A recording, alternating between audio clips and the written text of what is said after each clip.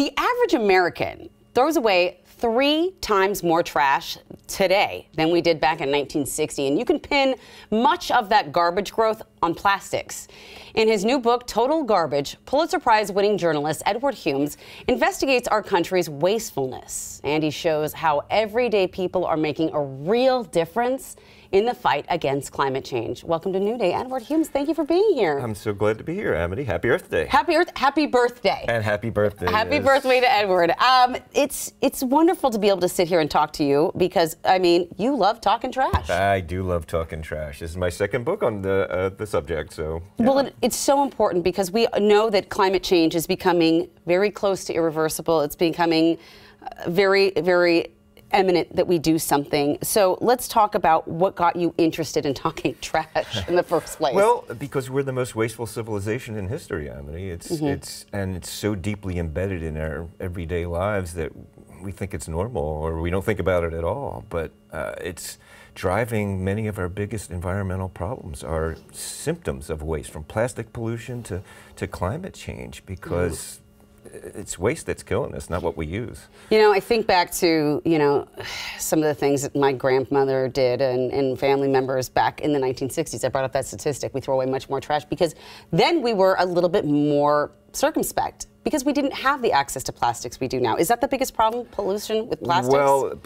making a disposable product out of a substance that nature can't absorb and that is a fossil fuel derived product, it's antithetical to nature. And, and just throwing it away instantly. The inventors of plastic a century ago never envisioned that. They'd be horrified. They wanted to build durable, beautiful, and useful things with plastic. And it's really good for that. It's terrible for throwing away, though. We don't need it. We do, and so, okay, so the problem is, okay, plastic is a good thing that we've created as humans, but we got to stop throwing it away. Or designing it to be thrown away is the problem. You know, people ask, is your book a downer? And I say, well, the first thing you read is that you ate 285 pieces of plastic today. But it's not a downer because there are solutions to that. And that's what I like to focus on, because nobody wants to read another doom scroll, right? And well, I mean, but let's talk about the solutions then. What are the things that we need to address most urgently right now, and what can we do about these things? Well, it goes beyond what we roll to the curb every week, and that's why the second book. So I wanted to broaden how we think about waste to include the fact that for most Americans who aren't renewably powered, 2/3 of your utility bill is wasted. If you have a gasoline-powered car, $4 out of $5 you pay at the pump is waste. Transportation is the most wasteful thing that we do right now. And then there's food waste, 40% of our food. And all the energy and effort and labor and water and chemicals that go into that is waste. So it's fixable. Okay, so if it is fixable, say I'm just, mom, a couple of kids, full-time working, how do I do that? What can I do today to start fixing this problem? Well, fortunately, there's so many things, and it's not waiting for some breakthrough technology. We have what we need now, and by framing these problems as waste, it feels actionable because, first of all, it's not divisive. There's no yay waste party out there. Yeah. And we feel empowered. Well, okay, I can not use disposable products. One of the people in the book is the zero waste chef, Anne-Marie Bonneau, and she washes her peanut butter jars. And then when she has a bowl of salad left over, she puts a plate on top of it instead of saran wrap. It works great. There's so many low-cost, easy, low-effort solutions that we were just talking about growing your own vegetables. It's one of the best things you can do for your health, for your environment, for the sheer joy of it. Yeah. I'll tell you one more. Okay. I heard from my cousin Dorothy. She lives in New York. She has long COVID, and she's really been struggling with it. Oh no, I'm sorry. And she read in my book about these 2 chefs who championing induction cooking as the best thing in the world, not only for restaurants but for everyone. This is magnets to cook.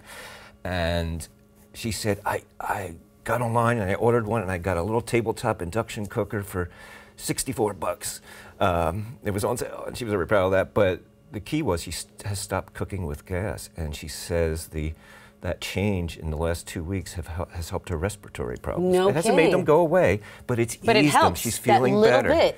And what could go wrong with burning fossil fuels in the middle of your house without ventilation? and accidentally things having leaks. Don't get me started. I just want to ask before I let you go. there are companies that are trying to make changes to stop unnecessary waste, including Seattle-based recycling company Ridwell, which is kind of the first company I've ever seen like that. Can you talk more about seeing the emergence of those companies and maybe what are the most urgent things we need to address and why?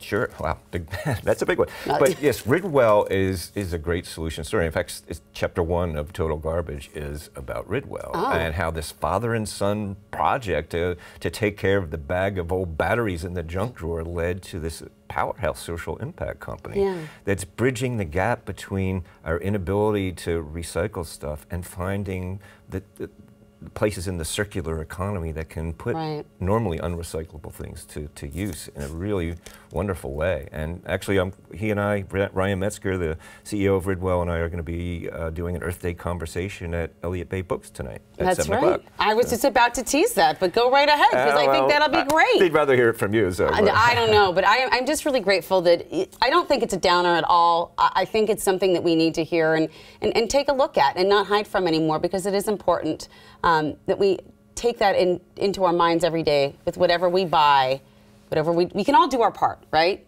Absolutely. And it's as simple as the way we shop for groceries. It's as simple as maybe thinking twice about taking those unnecessary trips. So thank you. Thank you for having this conversation. Absolutely. And by the way, like he said, if you'd like to hear more from Edward, he has a book event tonight, April 22nd at Elliott Bay Book Company. Go tell him happy birthday, guys. Everyone's got to go out. Let's bring some balloons. No, balloons are bad for the environment. Do not do that. I take that back. All right.